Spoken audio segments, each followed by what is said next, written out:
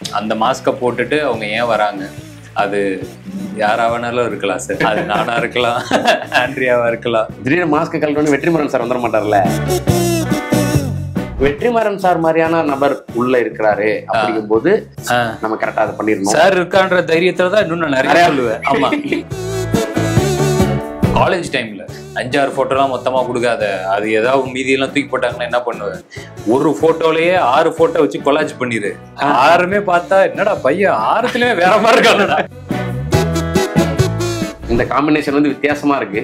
So அவங்கள பார்க்கும்போது லைட்டா அந்த வடச்சென்னையில சந்திரான்றதை தாண்டி இந்த பேக்ரவுண்ட்ல அந்த அம்மா வருது, சாமியார் அம்மா வந்து சந்திரா அந்த பையனை பாத்துக்க அப்படிமா அந்த வாய்ஸ் வேற கேட்டுட்டே இருக்கு. அதெல்லாம் எனக்கு கேட்டுருந்தா நானும் கொஞ்சம் லைட்டா தெரிச்சிட்டு இருப்பேன். யாராவது சித்தி பார்த்தா தான் அன்னைக்கு சாப்பாடு அந்த மாதிரிதான் அப்படி பார்த்திருக்கோம். நம்ம லைட்டா கீ கொடுத்தா போதும், அது ஒரு மாதிரி ஜிகு ஜிகு ஜிகுன்னு சுத்தும். அது அப்புறம் அந்த மாதிரி கால் பண்ணி, ஐயோ மச்சான் பயங்கரமா இருந்துச்சுரா நானுங்க எல்லாருமே, இல்லடா படமா இல்லடா இன்டர்வியூ. ஆண்டுக்கு 7.25% வரை வட்டி. உஜ்ஜீவன் ஸ்மால் ஃபைனான்ஸ் பேங்கின் மேக்ஸிமம் சேவிங் அக்கவுண்ட். பூம்புகார்ல ஆரம்பிச்சு இடுக்கில இருக்கக்கூடிய மங்களாதேவி கண்ணகி கோயில் வரைக்கும் கண்ணகி போன அந்த வழித்தடத்திலேயே ஒரு பயணம் போனா எப்படி இருக்கும்? அந்த பயணம் தான் மிளிர்கள் நாவல். சமகால அரசியல சிலப்பதிகார பின்னணியில பேசக்கூடிய இந்த நாவல் ஆடியோ ஃபார்மட்ல விகடன் பிளேல அவைலபிளா இருக்கு. இப்பவே விகடன் ஆப்பை டவுன்லோட் பண்ணுங்க. நட்சத்திர எழுத்தாளர் ரா முருகவேல் அவர்கள் எழுதிய மிளிர்கள் நாவலை கேட்டு என்ஜாய் பண்ணுங்க. விகடன் ஆப்பை டவுன்லோட் பண்றதுக்கான லிங்க் கமெண்ட் செக்ஷன்ல இருக்கு. வணக்கம். வணக்கம், எப்படி இருக்கீங்க? நல்லா இருக்கேன், நீங்க? நல்லா இருக்கேன். ரொம்ப நாள் கழிச்சு சந்திக்கிறதுல வந்து ரொம்ப ரொம்ப சந்தோஷம். நடுவில் கிஸ்ஸுக்காக சந்திக்க முடியல. ஆமா, ஆஃப்டர் பிளடி பர்கர் சந்திக்கிறது ரொம்ப ரொம்ப சந்தோஷம். இந்த மாதிரி மாஸ்க் படத்துக்காக பேசுறோம். ஆனா அது மட்டும் பேச போறது இல்ல, நிறைய விஷயங்கள் கேட்டு தெரிஞ்சுக்க போறோம். நிறைய பேசுவோம், ஆனா மாஸ்க் மெயினா பேசிடலாம். நீங்க நான் வேற பேசினாலும் அதுக்குள்ள வந்துருவீங்க. அதனால ஃபர்ஸ்டே சொல்லிடுறேன், மாஸ்க் வந்து நவம்பர் 21 ரிலீஸ் ஆகுது. என்ன கிளவர், அங்க இருந்து போலாம். சூப்பர். அதான் இந்த செட்டப்ல ஒரு கேஷுவலான ஒரு இன்ட்ராக்ஷனா இருக்கணும் அப்படின்றது தான் வந்து நம்மளுடைய நோக்கம். ஏன்னா இப்போ நம்ம கதை டிஸ்கஸ் பண்றதுல இருந்து ஸ்கிரிப்ட் ரைட்டிங் செஷன் இல்லை ஃப்ரெண்ட்ஸோட கதை பேசுறாங்க, இந்த மாதிரியான ஒரு செட்டப் செவத்துல சாஞ்சிக்கிட்டு பாய் விரிச்சு உட்காந்துட்டு அப்படிதான் இருக்கும். ஸோ இதை பார்த்ததுன்னா உங்களுக்கு டக்குன்னு ஞாபகம் வந்தது என்ன? இதை பார்த்ததும் ஞாபகம் பெரிய தண்ணி சார் செட்டெல்லாம் கிடையாது, சும்மா பாய விரிச்சிருக்கோம் அவ்வளவுதான். இல்ல அதுதான் மேபி சினிமா தாண்டி நான் திருச்சி வரைக்கும் டிராவல் பண்ணலான்னு வேணா சொல்லலாம். டக்குன்னு பார்க்கும்போது எனக்கு மைண்டு அதுதான் போகுது. ஏன்னா அப்ப ஓரளவுக்கு வீட்டுல அந்த சோஃபா எல்லாம் வாங்குறதுக்கு முன்னாடி எல்லார் வீட்லயும் ஒரு 4 பாய் இருக்கும். அதுல இருக்கிறதுலே ஒரு நல்ல பாயை வந்து நம்மளுக்கு தர மாட்டாங்க, கெஸ்ட்டுக்கு மடிச்சு வச்சிருப்பாங்க. அது அவங்க வந்து அவங்களுக்கு வச்சுக்கணும் அப்படின்ட்டு. இல்லைன்னா அவங்களுக்கு அந்த ஜமக்காலம் இருக்கும், அந்த மல்டி கலர்ஸ்ல வருமே அது இருக்கும். ஸோ ஆப்வியஸ்லியா சடனா எனக்கு மைண்ட் அங்க வரைக்கும் திருச்சி போயிட்டீங்க, அதுக்குள்ள டைம் டிராவல் பண்ணி. ஸோ குறிப்பா அந்த மாஸ்க்ல இருந்து ஆரம்பிக்கலாம். எம்.ஆர். ராதா சாரோட இது வந்து இருக்கு. ஸோ அந்த மாஸ்க்குக்கான கதையில இருந்து ஆரம்பிக்கலாம், அப்புறம் மாஸ்க் கதை பத்தி பேசலாம். மாஸ்க்குக்கான கதை வந்து அதுதான், அந்த எம்.ஆர். ராதா சார் மாஸ்க் போட்டுட்டு வராங்க இல்லையா, அதுதான் மெயினான ஒரு கதை. அந்த மாஸ்கை போட்டுட்டு அவங்க ஏன் வராங்க, அந்த கும்பல்ல யாரெல்லாம் இருக்கா, அந்த கும்பலுக்கு யார் லீடரு அப்படிங்கறது எல்லாத்தையும் சேர்த்துதான் கதை. அது யாராவனாலும் இருக்கலாம் சார். அது நானா இருக்கலாம், ஆண்ட்ரியாவா இருக்கலாம், யாராவனா இருக்கலாம், எப்படி வேணா இருக்கலாம். அந்த மாதிரி திடீர்னு மாஸ்க் கழட்டோன்னு வெற்றிமாறன் சார் வந்துட மாட்டார்ல. நல்லாதான் இருக்கு. ஒரு சர்ப்ரைஸ் கேமியோன்ற மாதிரி எதிர்பார்க்கலாமா? சர்ப்ரைஸ் கேமியோ வந்து என் தலைவர் ரெட்டினா பண்ணியிருக்காரு படத்துல. அவர் வந்து படம் ஃபுல்லா எங்களால வந்து பயங்கரமா யூஸ் பண்ண முடியலன்றதுல எனக்கு ஒரு சின்ன வருத்தம் இருக்கு. அவரோட இன்ட்ரடக்ஷன் ஷாட்டுக்கு வந்து ஒரு மாதிரி ஆடியன்ஸ் எல்லாம் குதூகலமாயிருவாங்க. Under and note the word குதூகலம். ரைட். ஆமா, அந்த மாதிரி வேர்டுன்ற மாதிரி. ஆமா, super. So why M R. Radha சாரோட மாஸ்க்? ஏன்னா அதுவும் கதையில ஒரு அங்கமா ஒண்ணு வரும். ஓகே, அது ஏன் எதுக்குன்றது நம்மளுக்கு அது படம் பார்க்கும் போதுமே எனக்கு கொஞ்சம் பெட்டரா தெரியும். ஸோ இந்த முறை ஒரு ஆக்ஷன் மோடுக்கு இறங்கிருக்கீங்க. இதுக்கு முன்னாடி நீங்க பண்ண படங்கள் எல்லாமே வந்து ஒரு ஃபேமிலி ஓரியன்டட், லவ் சப்ஜெக்ட், இந்த மாதிரியான விஷயங்களா இருந்திருக்கு. ஆக்ஷன் பண்ணலான்ற ஒரு கான்ஃபிடன்ஸ் இருக்குல்ல? ஏன்னா அதுக்கு முன்னாடி நம்ம சந்திக்கும் போதும் அந்த இன்ட்யூஷன் எனக்கு நிறைய ஆக்ஷன் ஸ்கிரிப்ட்லாம் வந்து நான் தான் ஹோல்ட் பண்ணி வச்சிருக்கேன், இப்போ அது வேண்டாம் அப்படின்னு நிறைய நல்ல ஸ்கிரிப்ட்ஸாவும் வந்திருக்கு அப்படின்னு நீங்க சொன்னீங்க. ஸோ இந்த முறை அதுல இருந்து அப்படி ஒன்று எடுத்துருவோம் அந்த சீட்டை அப்படின்ற கால்ல இருந்து எப்போ முடிவு பண்ணீங்க? ஃபர்ஸ்ட் ஆஃப் ஆல் இது வந்து ஆக்ஷன் படம் கிடையாது, இது ஒரு த்ரில்லர் படமானா அப்படி ஸ்பெசிஃபிக்கா அந்த மாதிரி எந்த இதுலயுமே இருந்துராதுன்னு நான் நினைக்கிறேன். இது வந்து ஒரு கம்ப்ளீட்டான ஒரு கமர்ஷியல் பேக்கேஜா தான் எனக்கு பார்க்கும்போது அப்படிதான் எனக்கு ஃபீல் ஆகுது. ஓவராலா டப்பிங் பார்த்த அந்த டைம்ல பார்க்கும்போது நான் சொல்றேன் எல்லா எலிமெண்ட்ஸுமே உள்ள இருக்கு. நீங்க டெஃபினட்டா சொன்ன மாதிரி இதுவும் ஒரு ஃபேமிலிக்கான படம் தான். ஓகே, ஏன்னா எல்லா ஃபேமிலிகளுக்கும் கனெக்ட் ஆகுற மாதிரியான ஒரு விஷயமும் உள்ள இருக்கு.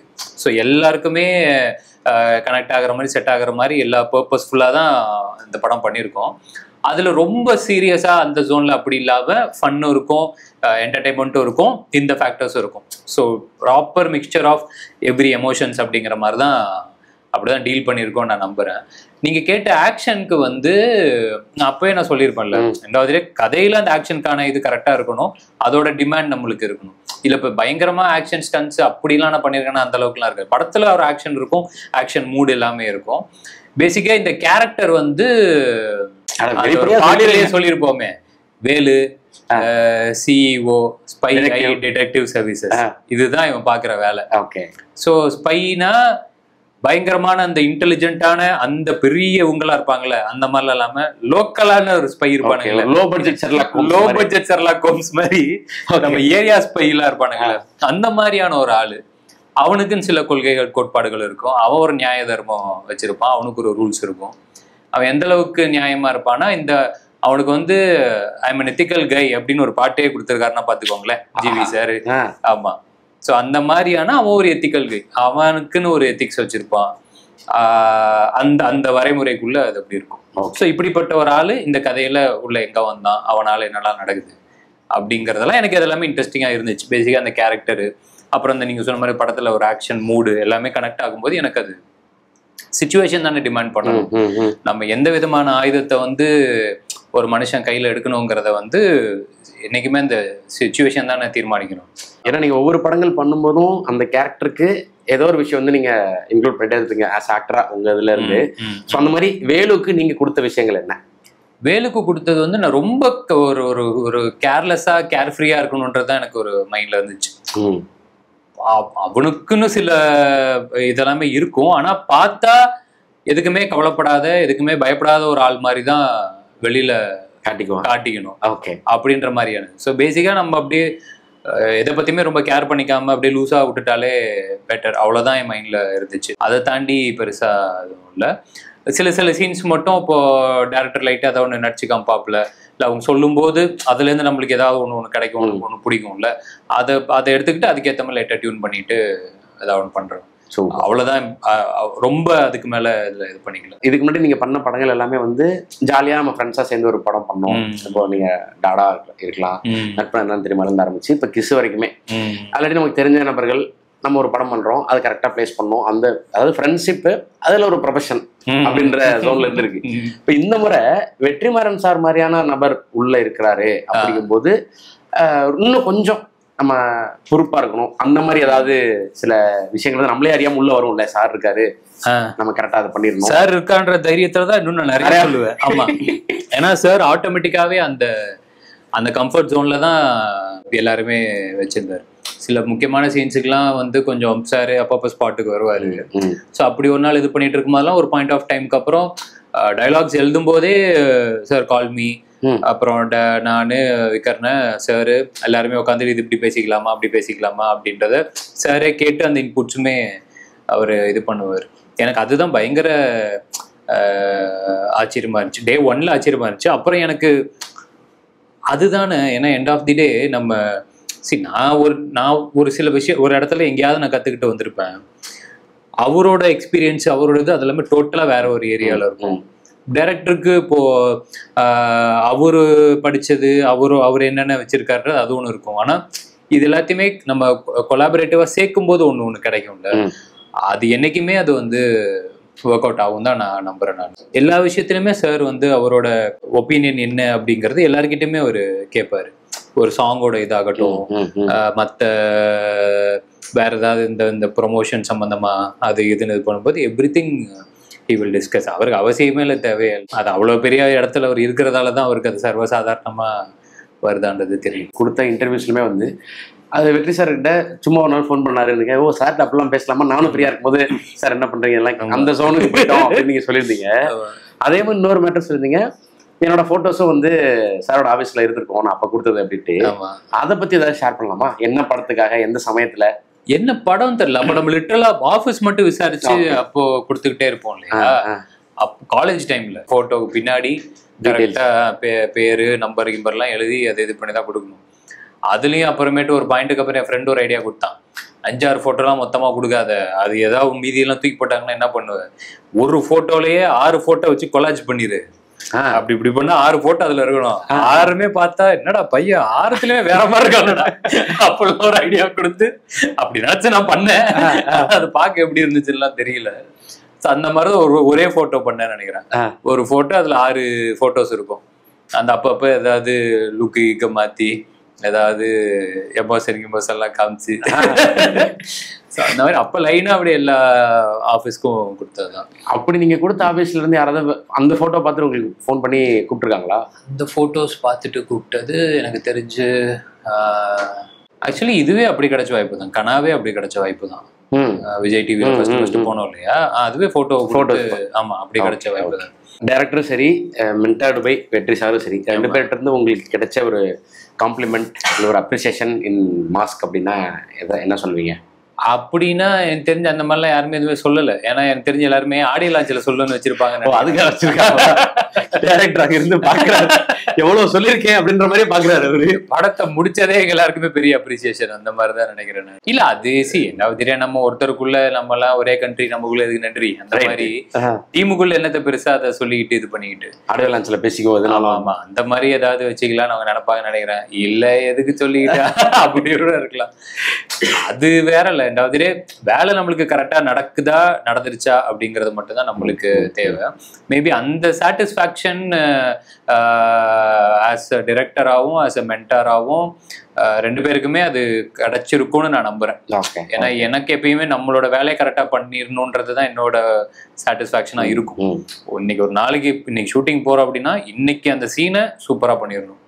இன்னைக்கு அந்த சீன் நான் முடிச்சுட்டு வீட்டுக்கு போகும்போது, ஏன்னா எனக்கு இது எப்போ இதுதான் பண்ணணும்ன்றது தோணல. ஆனா எப்போ இது பிராக்டிஸ் ஆக ஆரம்பிச்சிச்சுன்னா அந்த சீரியல் டைம்ல தான் அது இது ஆரம்பிச்சிச்சு.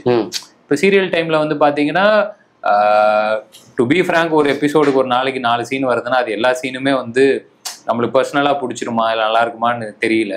ஆனா நம்ம சில சீன்ஸ் பாத்தீங்கன்னா ஒரு மாதிரி நம்மளுக்கு ஒரு மாதிரி கனெக்ட் நல்லா ஜாலியா இருக்கும். இந்த சீன் நல்லா நடிச்சிட்டோம்டா அப்படின்ற மாதிரி ஒரு ஃபீலிங் இருக்கும். முடிச்சுட்டு வீட்டுக்கு போகும்போது அந்த ஒரு ஃபீலிங் ஒன்று இருக்கும். அது நாளாக அந்த ஃபீலிங் எப்பெல்லாம் நம்மளுக்கு வருதோ, ஸோ அந்த மாதிரி டைம்லலாம் முடிச்சுட்டு நம்மளுக்கு ஒரு ஃபீலிங் இருக்குமா. எனக்கு அதே மாதிரி எபிசோடு வந்ததுக்கப்புறம் ஒன்று கரெக்டாக என் ஃப்ரெண்ட்ஸு இல்லை என் அம்மா கரெக்டாக பார்த்துட்டு சொல்லுவாங்க, இன்னைக்கு எபிசோட்ல இந்த சீன் சூப்பராக இருந்தது, இன்னைக்கு அந்த வேட்டையன் மாமாவுக்கும் வேட்டையனுக்கான இந்த சீன் நல்லா இருந்தது அப்படின்னு அது ஸ்பெசிஃபிக்காக சொல்லுவாங்க. ஸோ ஓகே, அன்னைக்கு நம்ம இந்த சீன் நல்லா பண்ணோம் நம்ம நினைச்சோம், அது அவங்களுக்கு இதாக இருக்கே அப்படின்னு அந்த ஒரு ஃபீலிங். அது அப்படியே காலப்போக்கில் அதுதான் ஒரு மிஷன் மாதிரி இப்படி இதாயிடுச்சு. இன்னைக்கு ஷூட்டுக்கு போனோம்னா முடிச்சு நான் வீட்டுக்கு வரும்போது அன்னைக்கு நம்ம ஹாப்பியா இருக்கணும். ஓகேப்பா இன்னைக்கு ஒர்க்கு நல்லபடியா போச்சு அப்படின்னாலே அதுவே நம்மளுக்கு ஒரு கரெக்டான டேக் அவே தான். ரெண்டாவது அப்புறம் எல்லாம் சேரும்போது படமா பார்க்கும்போது நம்மளுக்கு அது கரெக்டா வந்துரும்ன்ற அந்த ஒரு நம்பிக்கை தான். இப்ப நீங்க வந்து உங்களுக்கு நெருக்கமானவங்க இப்ப அம்மா சொல்லியிருக்காங்க இல்ல உங்களோட டேரக்டர் சொல்லியிருக்காங்கன்றது ஓகே, நீங்க இது நல்லா பண்ணிருக்கோம், இது ஒர்க் ஆகும் அப்படின்னு நீங்க நினைச்சு தியேட்டர்ல மாசா ஒரு ஆடியன்ஸ் வந்து அந்த கிரௌட் வந்து அதுக்கு ரியாக்ட் பண்ண விஷயமும் இருந்திருக்கலாம். இல்ல டாடா கிளைமேக்ஸ் அது பண்ணும்போதே ஒரு மாதிரி ஃபீல் ஆச்சு. ஏன்னா அது தெரியல, அது எல்லாமே ஒரு மாதிரி ரொம்ப ஒரு பியூரான ஒரு எமோஷன் மாதிரி தான் அது ஃபீல் ஆச்சு. ஏன்னா ஸ்கெடியூலாவே நாங்கள் கரெக்டா ரொம்ப நாள் கேப் விட்டுட்டு கரெக்டா அந்த கிளைமேக்ஸ் ஷூட் பண்றோம்.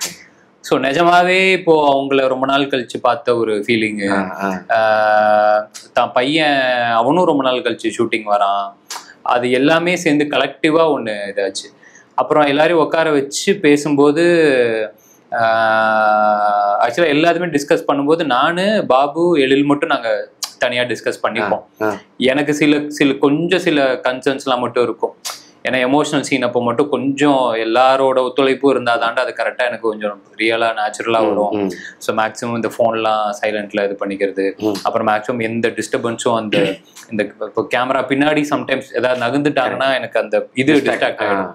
இப்போ இங்கே தான் நம்ம பார்த்துட்டு இருப்போம், ஆனால் இங்கே ஏதாவது டக்குன்னு நகர்ந்துச்சுன்னா அந்த மாதிரி சில ஒரு சில கோளாறுலாம் இருக்கு, தப்புன்னு மைண்டு அங்கே தான். ஸோ இதெல்லாம் மட்டும் நான் எழில் கிட்ட எல்லாத்தையுமே ரிக்வெஸ்ட் பண்ணி, ஸோ மேக்ஸிமம் எல்லா சீனுமே என்ன பண்ண போறோங்கிறத நாங்கள் 3 பேருமே கரெக்டாக பேசி தான் ஒர்க் அவுட் பண்ணிகிட்டே இருப்போம். ஸோ அப்படி இருக்கும்போது அந்த கிளைமேக்ஸ் முடிச்சதுக்கு அப்புறமே எனக்கு தெரிஞ்சு எழில் அங்கேயே அழுதுட்டாப்புலன்னு தான் நினைக்கிறேன், எனக்கு ஞாபகம் இல்லை.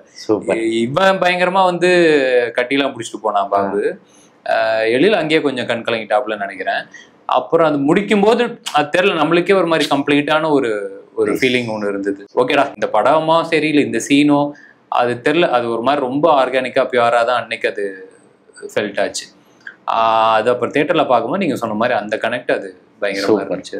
ஆமா. ஸோ நான் அப்படியே ரிவர்ஸாவும் கேட்குறேன், நம்ம நல்லா பண்ணிருக்கோம், தியேட்டர்ல பயங்கரமான ரெஸ்பான்ஸ் வரும் நம்ம நினைச்சிருப்போம், ஆனா தியேட்டர்ல அப்படியான ரெஸ்பான்ஸ் சைலண்டா இருந்திருக்கும். இன்னும் இது ஒர்க் ஆகும் நினைச்சேன், யாருமே அதுக்கு ரியாக்ட் பண்ணலன்ற சில விஷயங்களும் நடந்திருக்கும்.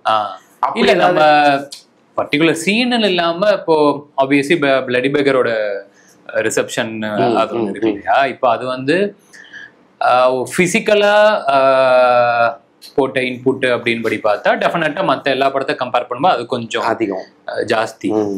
ஏன்னா நம்மளுக்கு இப்போ டோட்டலா ரியல் லைஃபுக்கு சம்மந்தமே இல்லாத ஒரு கேரக்டரு, அதுல 2 இது வேற. அப்படி இருக்கும்போது நம்ம ஆக்சுவலா இப்போ ஒரே இடத்துல 2 கெட்டப்புமே மாத்தி பண்ண வேண்டிய சுச்சுவேஷன்லாம் வேற இருந்துச்சு. ஏன்னா ஒரே லொகேஷன் தான் அன்னைக்குள்ள. இப்போ அந்த இதெல்லாம் இருக்குல்ல, நாங்க மைசூர்ல இருக்கிறதும் இந்த பெக்கர் இதுவும், ஆமா. ஸோ ஆமா, ஆள் மாறினதும் அந்த இதுவுமே 2மே ஒரே நாள் ஷூட் பண்ற மாதிரி அப்படிலாம் இருக்கும். ஸோ எல்லாத்தையும் தாண்டி தான் நம்ம ஒர்க்லாம் பண்றோம். ஆனா அதோட ரிசப்ஷன் அப்படின்னு நம்மளுக்கு பார்க்கும்போது டெஃபினட்டா இவ்வளோ நம்ம வேலை பார்த்தோமே அதுக்கான இது வந்து கிடைக்கலையோ அப்படின்னு தோணும் போது என் மைண்டுக்கு நான் எப்பயுமே நான் எடுத்துக்கிறது என்ன அப்படின்னா, நம்மளோட சீனியர் சூப்பர் சீனியர்ஸ் எல்லாம் என்னென்னமோ பண்ணியிருக்காங்க. ஒரு கமல் சார் ஆகட்டும், ஒரு ரஜினி சார் ஆகட்டும், ஒரு விக்ரம் சார் ஆகட்டும், சூர்யா சார் ஆகட்டும், இவங்களோட இந்த பெர்ஃபார்மன்ஸோ இல்லை அவங்க சில கேரக்டர்ஸ்க்காக அவங்க எடுத்துக்கிட்ட இதுவோ பார்த்தீங்கன்னா எக்ஸ்ட்ரானரியா இருக்கும். அந்த படங்கள் சிலது சரியா போகாமலும் இருந்திருக்கும். அவங்களுக்கே அதான் நடந்திருக்கு அப்படிங்கிற போது நம்மளாம் அப்புறம் ஏமாத்துறோம் அப்படிங்கிறது தான் எனக்கு நான் சொல்லிக்கிற பதில். அப்போ எண்ட் ஆஃப் தி டே நம்ம என்னதான் உழைச்சி இது பண்ணியிருந்தாலுமே படத்துக்கு கிடைக்கிற ரிசல்ட் சேர்த்து தான் நம்மளுக்கான இதுவுமே. இப்போ நல்லா நீங்க பாத்தீங்கன்னா டெஃபினட்டா ஒரு படம் பயங்கரமா ரீச் ஆயிடுச்சுன்னா அதுல இருக்கிற எல்லாருக்குமே அந்த அப்ரிசியேஷன்றது தானாவே டெஃபினட்டா கிடைச்சிடும். படம் சரியா போகலை அப்படின்னா என்னதான் நம்ம உழைச்சிருந்தாலும் இது பண்ணியிருந்தாலும் அது பெருசா வழி தெரியும், விச் இஸ் நேச்சுரல். ஸோ அப்படிதான் அதை எடுத்துக்கணும்னு நான் நினைக்கிறேன்.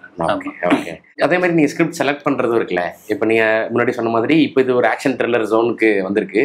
ஸோ இதுக்கப்புறம் நீங்க பண்ணி முடிச்சிருக்க நயன்தாரா மேமோட நீங்க பண்ண அந்த ஹாய் அதுவும் சரி, அப்புறம் அவங்களோட 9th ப்ராஜெக்ட் நீங்க பிரியங்கா அது அஃபிஷியலி அனௌன்ஸ்டுன்றதால அதெல்லாம் நான் சொல்றேன். அது அப்புறம் தண்டட்டி டைரக்டர் ராம் சங்கையா அவரோட நீங்க பண்ண அது ஒரு ரூரல் சப்ஜெக்டா இருக்குன்றது என்னுடைய எண்ணம். நீங்க ஏன்னா இது வரைக்கும் நீங்க ரூரல் பண்ணல, எனக்கு தெரிஞ்ச டெலிவிஷனுக்கு அப்புறம் சினிமால வந்து நீங்க அது எதுவும் பண்ணல. சோ இப்ப இந்த செட்டப் தான் இந்த ஜோன்ல நம்ம போலாம் அப்படின்ற ஒரு ரூட் ஒண்ணு இருக்குல்ல, அது நீங்க எப்படி கிராக் பண்றீங்க? இந்த ஜானர்ஸ் எக்ஸ்ப்ளோர் பண்றது அப்படி இல்ல. இப்போ ஒரு படத்துக்கு ஒரு படமும் கொஞ்சம் சம்பந்தம் இருந்துடாம கொஞ்சம் டிஃபரன்ஸ் இருக்கணும்ன்றது மட்டும் தான் ஐடியா. மற்றபடி வேற பெருசா எதுவுமே இல்லை. கிஷோர் ராம்காம் பண்ணியிருக்கோம் அப்படின்னா அடுத்த இமீடியட்டா இப்போ எனக்கு ராம்காம் வந்துச்சுன்னா மேபி எனக்கே இப்போ நான் ஒரு ஆடியன்ஸா இருக்கேன்னா இவன் படத்தை நம்ம இப்பதானே இந்த ஸ்டைல நம்ம ஒன்று பார்த்தோம், திருப்பி அடுத்து இமீடியட்டா இப்படி நம்ம ஒன்று பாக்குறோமா அப்படின்னு ஆடியன்ஸ் நினைப்பாங்களோ நான் நினைக்கிறேன். Maybe I'm right I'm wrong தெரியல எனக்கு. அப்படி நான் யோசிச்சு இது பண்றதுதான். ஆனா இப்போ ஒரு படத்தோட ரிலீஸுங்கிறது டெஃபினட்டா நம்மளோட கையில கிடையாது. நம்ம ஒரு பிளான் ஒன்று பண்ணுவோம், ஓகே இந்த படங்கள் இப்படி இப்படி வந்தா இதெல்லாம் கரெக்டா இருக்குமே அப்படின்னு. கரெக்டா அந்த இதுபடி எதுவுமே நடக்காது அப்படின்ற போது அப்போ சில பிளான்ஸ் எல்லாமே நம்மளுக்கு ஆல்டர் ஆகும்ல, அந்த மாதிரி தான் அது போயின்னு இருக்குது. ஸோ இப்போ பேக் டு மாஸ்க்கு வந்தோம்னா ஆண்ட்ரியா மேம், ஸோ அவங்கள வந்து நீங்க கவினா சொல்லுங்க, முதல் தடவை எங்க சந்திச்சீங்க? இந்த ஆஃபீஸ் இந்த ரூம் தான் நினைக்கிறேன். கரெக்ட். ஆமா, நீங்க இப்போ டெலிவிஷன் இருக்கீங்க, ஹோஸ்ட் பண்ணிருக்கீங்க, அந்த மாதிரி ஏதாவது ஒரு அதெல்லாம் எங்கேயுமே நான் பார்த்த மாதிரி எனக்கு ஞாபகத்திலே இல்லை. ஓகே. ஆமா, நேர்ல அவங்கள பார்த்த மாதிரி ஞாபகம் மேபி ஏதாவது மிஸ் பண்ணிருக்கலாம், மறந்துருக்கலாம். ஓகே. ஆனா எனக்கு தெரிஞ்சு இந்த ஆஃபீஸ் இந்த ரூம் பூஜை அன்னைக்கு தான் நான் உங்களை ஃபர்ஸ்ட் டைம் பாக்குறேன் நினைக்கிறேன். ஆமா. அப்ப ஃபர்ஸ்ட் சந்திப்புல என்ன நடந்தது? ஏன்னா ஒரு ஆன்டகனிஸ்ட் அப்படின்றது புரிஞ்சுக்க முடியாது. அவங்க இந்த காம்பினேஷன் வந்து வித்தியாசமா இருக்கு. சோ அவங்கள பார்க்கும்போது லைட்டா அந்த வடச்சென்னையில சந்திரான்றதை தாண்டி இந்த பேக்ரவுண்ட்ல அந்த அம்மா வருது, சாமியார் அம்மா வந்து சந்திரா அந்த பையனை பாத்துக்க அப்படிமா அந்த வாய்ஸ் வேற கேட்டுட்டே இருக்கு. சோ உங்க 2 பேரோட அதெல்லாம் எனக்கு கேட்டிருந்தா நானும் கொஞ்சம் லைட்டா தெரிச்சிட்டு இருப்பேன். ஆனா அந்த டைம்ல அப்ப கேட்கல. ஏன்னா அவங்க இப்போ நார்மலா ஆஃப் ஸ்கிரீன்ல எப்படி இருப்போமோ அந்த மாதிரிதான் வந்திருந்தாங்க. அதனால அப்ப பெருசா அந்த தோணல. ஆனா அதோட வேற ஒரு வெர்ஷன்ஸ் நான் படத்துல லைட்டா ஃபீல் பண்ணேன். ஏன்னா இந்த கேரக்டர் வந்து கொஞ்சம் அந்த ஈவில்னஸ் கொஞ்சம் ஜாஸ்தி இருக்கும். பெருசா ஒரு அதாவது ஒருத்தவங்களோட செயலே ஒருத்தவங்களை நம்ம மிரட்டலாம் இல்லையா? ஏதாவது எதாவது பண்ணி அடிச்சு கிடிச்சு 10 பேரை பறக்க விட்டு அது ஒரு ஸ்டைலு. இது எல்லாத்துக்குமே நான் கேப்பபிள் அப்படிங்கிறத ஒரு பார்வையாலேயோ இல்ல ஒரு சில ஆக்ஷன்ஸாலேயோ காமிக்கிறது அது ஒரு ஸ்டைல். அந்த மாதிரியான ரோல் தான் அவங்க இதுல இது பண்ணியிருக்காங்க. அது எனக்கு ஆஸ் அ பெர்ஃபார்மரா ஃபேஸ் டு ஃபேஸ் அது பார்க்கும்போது அந்த ஒரு ஹீட்டு அந்த ஒரு ஃபீல் அதெல்லாமே இருந்துச்சு. அந்த மாதிரி அவங்களோட ஃபிலிமோகிராஃபில தமிழ் மலையாளம் நிறைய படங்கள் அவங்க நிறைய லாங்குவேஜ்ல பண்ணியிருக்காங்க. உங்களுக்கு ரொம்ப பிடிச்ச கேரக்டர்ஸ்? ஆப்வியஸ்லி வடச்சென்னை, அதை நம்ம இது பண்ணவே முடியாது. அதுக்கு முன்னாடி அவங்க ஒரு பீரியட் ஆஃப் டைம்ல ராம்காம் நிறைய பண்ணிட்டு இருந்தாங்க இல்லையா? ஸோ அப்பெல்லாம் எனக்கு அது பயங்கரமா பிடிக்கும். அதை தாண்டி 1000ல் ஒருவன் அதுல ஒரு மாதிரியான ஒரு ரோல் பண்ணியிருப்பாங்க. அதுவுமே செம்மையா இருக்கும் எனக்கு. ஆனா இது எல்லாத்தையுமே தாண்டி நான் இன்னொரு இன்டர்வியூலையும் சொல்லியிருந்தேன், பிசாசு 2க்கு நான் பயங்கரமா சொல்லிருந்தீங்க. ஆமா, ஏன்னா அது நான் பார்க்கல, ஆனா பார்த்த நிறைய பேர் சொல்லியிருந்தாங்க அதுல எக்ஸ்ட்ரா நிறைய பெர்ஃபார்ம் பண்ணியிருக்காங்க அப்படின்ட்டு. ஸோ அதுக்கு வந்து நான் பயங்கரமா வெயிட்டிங்.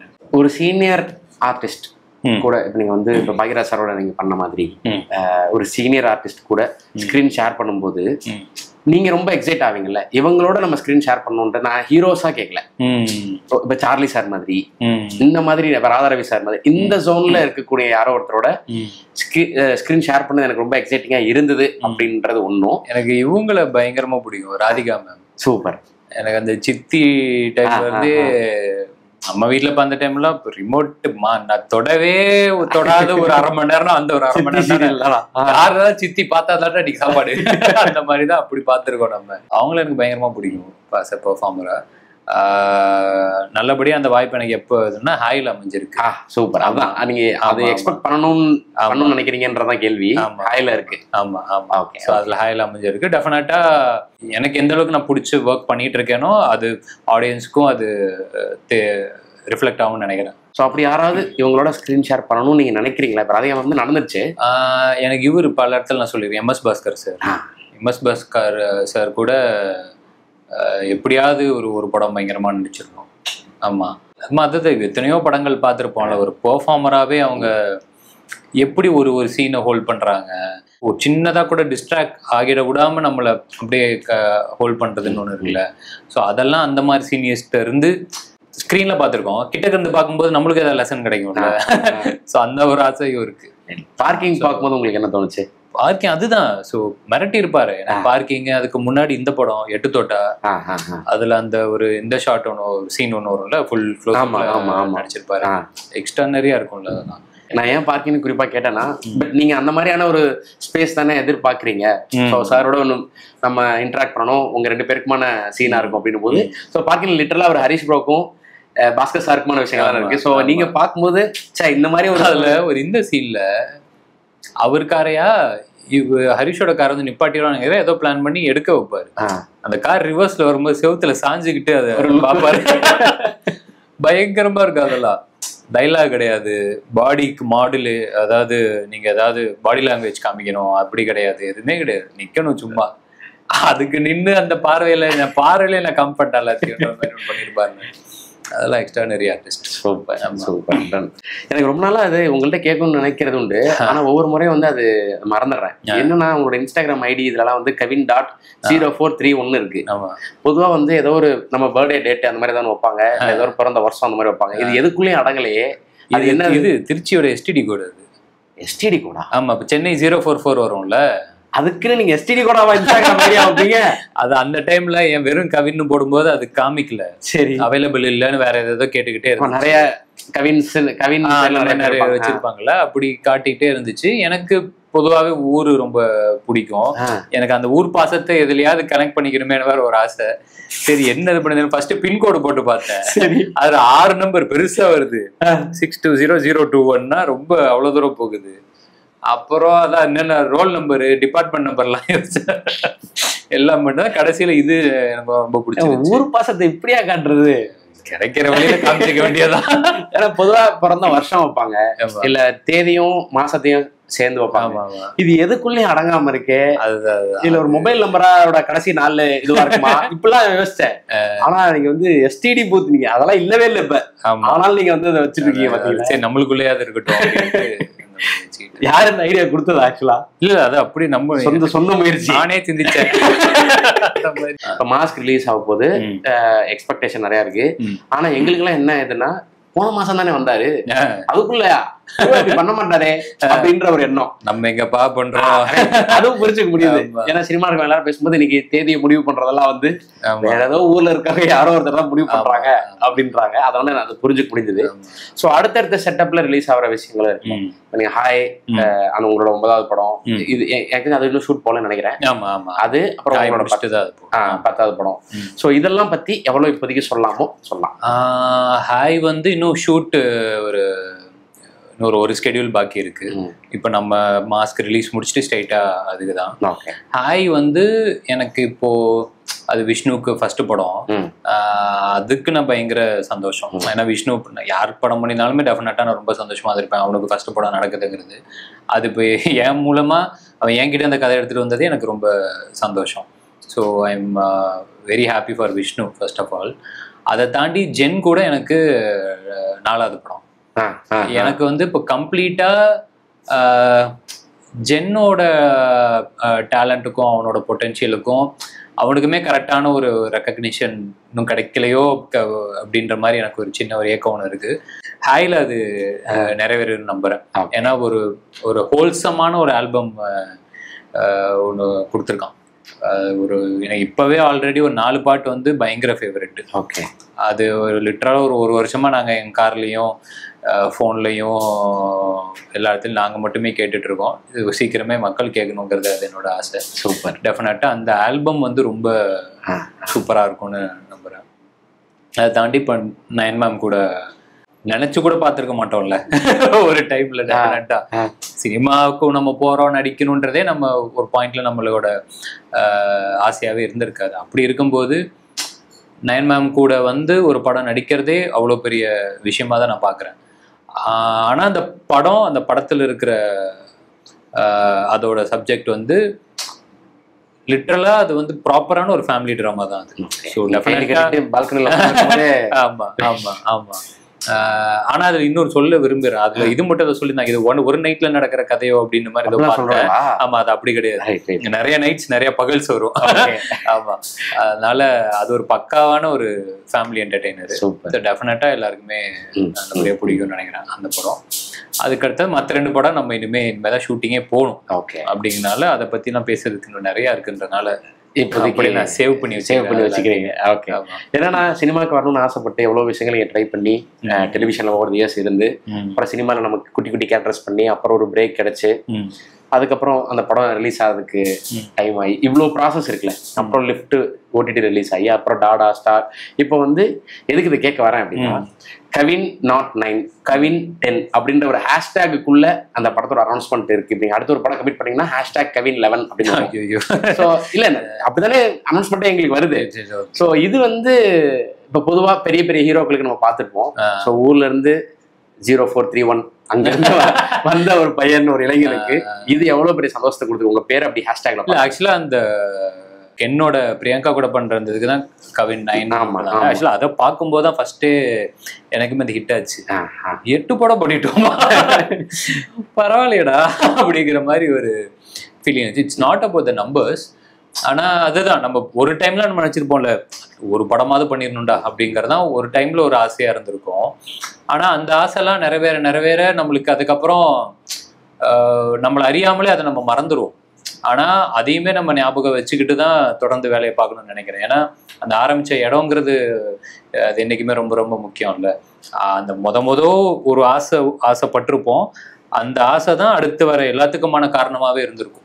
ஏன்னா அது நடக்க தான் நம்ம அதுக்கப்புறமேட்டு சரி ஓகே அடுத்த முயற்சி பண்ணுவோம்னு அதை நோக்கி நம்ம ஓடிக்கிட்டே இருக்கோம். ஸோ அப்படி இருக்கும்போது அந்த ஆசை தான் ரொம்ப ரொம்ப மனசுக்கு ஆறுதலான ஒரு இதுவாக இருக்குது. பார்க்கும்போது பர்சனலாக ஆப்வியஸ்லி நம்மளுக்கு சந்தோஷமாக தான் இருக்குது. ஆமாம், டெஃபினட்டாக இன்னும் நல்லபடியாக ஓடுற வண்டி இன்னும் நல்லா ஓடணும்னு பின்னாடி முருகரே இருக்கா. ஆமாம், ஏன்னா இப்ப சமீபமா இந்த கிஸ்ஸோட ப்ரொமோஷன்ல ஒரு இன்டர்வியூ வந்து பயங்கர வைரல்.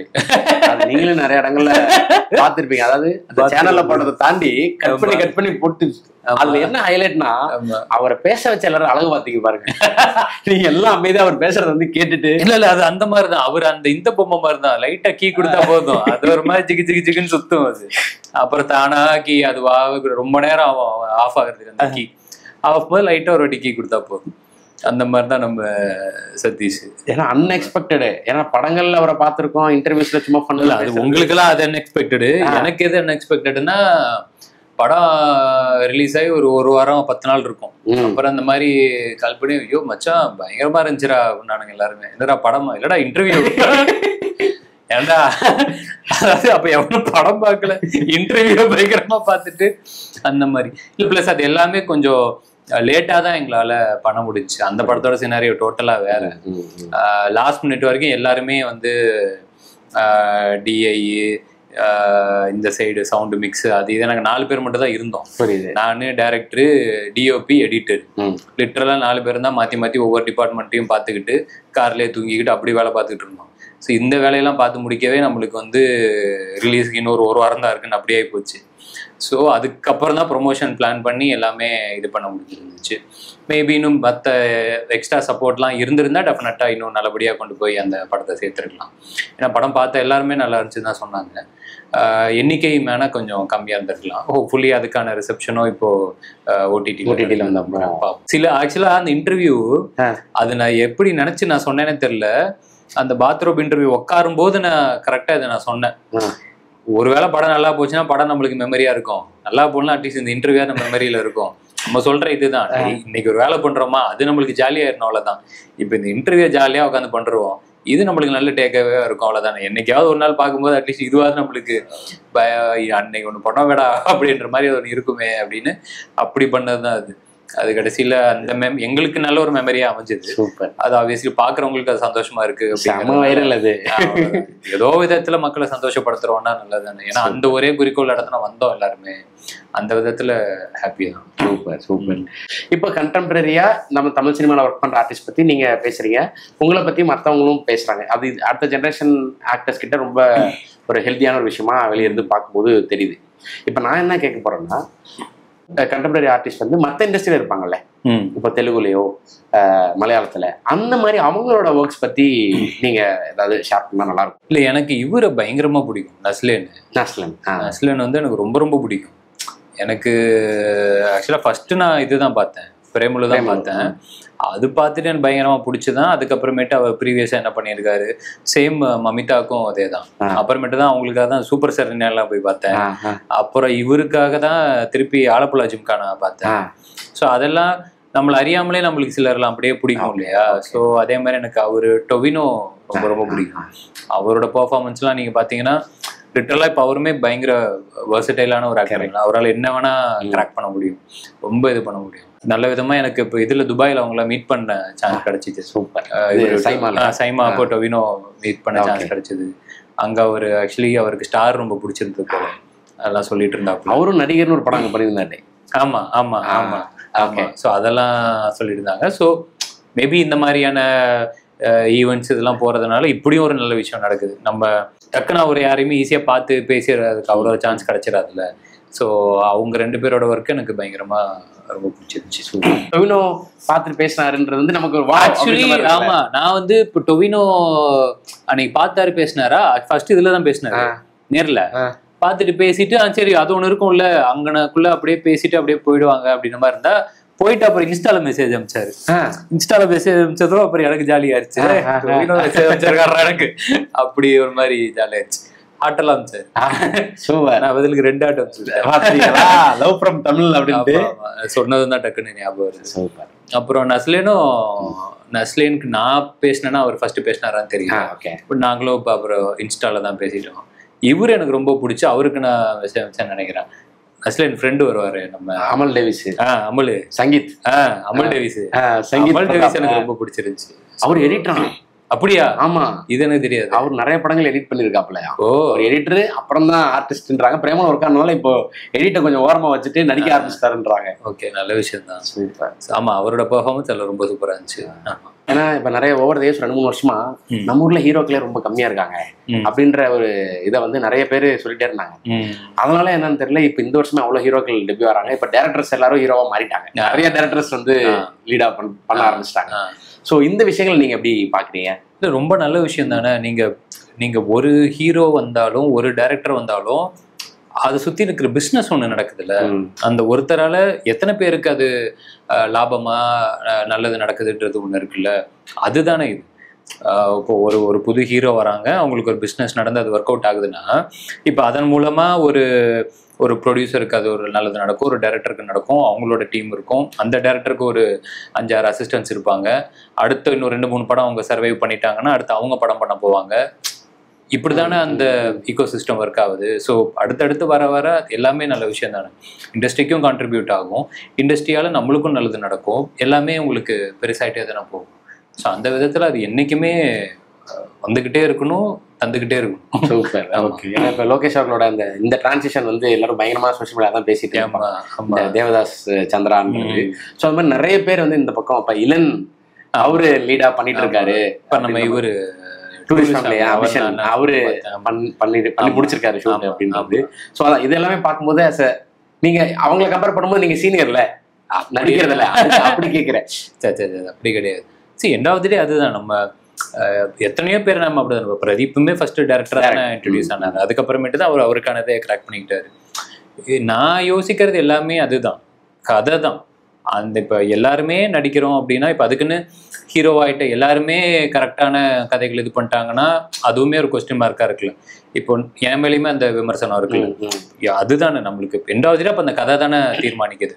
ஸோ ஹீரோவா வர டைரக்டர்ஸும் சரி, ஹீரோவாக நடிக்கிற ஹீரோஸும் சரி, அந்த கதையை கரெக்டாக சூஸ் பண்ணி அதை அவங்க கரெக்டாக எக்ஸிக்யூட் பண்ணி அதை கரெக்டாக அவங்க லேண்ட் பண்ணாலே அதுக்கானது மற்றது எல்லாமே கரெக்டாக நடக்கும்னு நான் நம்புறேன். நான் என்ன எதிர்பார்க்கலாம் மாஸ்க்ல, என்ன நம்பி உள்ள வரலாம்? டெஃபினட்டா நீங்க ஒரு நல்ல படம் பார்க்க போறோன்ற அந்த நம்பிக்கையில் நீங்க வாங்க. நிச்சயமா எந்த விதத்திலுமே லெட் டவுன் பண்ணாதுன்னு நான் நம்புறேன். நான் ஒரு 2 ஹவர்ஸ்க்கான ஒரு நல்ல ஒரு ஃபன்னு, என்டர்டெயின்மெண்ட்டு, ஒரு ஆக்ஷனு எல்லாமே ஹோல்சமாக உங்களுக்கு கிடைக்கும்ட்டு நான் நம்புகிறேன். டெஃபினட்டாக நீங்கள் பார்த்துட்டு சொல்லுங்கள். Thank you so much for your time. Wish you all the best. Thank you so much. Ujjivan small finance வங்கியின் மேக்ஸிமா சேவிங் அக்கவுண்ட் மூலம் பிரீமியம் சலுகைகளை பெறுங்கள். ஆண்டுக்கு 7.25% வரை வட்டி மற்றும் பல. Terms and conditions apply.